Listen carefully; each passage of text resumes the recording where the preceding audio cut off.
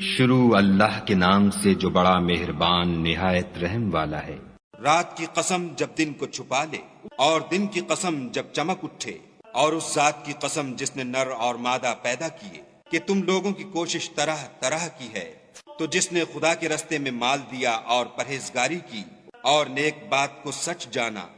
اس کو ہم آسان طریقے کی توفیق دیں گے، اور جس نے بخل کیا اور بے پرواہ بنا رہا اور نیک بات کو جھوٹ سمجھا، اسے سختی میں پہنچائیں گے، اور جب وہ دوزخ کے گڑھے میں گرے گا تو اس کا مال اس کے کچھ بھی کام نہ آئے گا۔ ہمیں تو راہ دکھا دینا ہے، اور آخرت اور دنیا ہماری ہی چیزیں ہیں، سو میں نے تم کو بھڑکتی آگ سے متنبع کر دیا،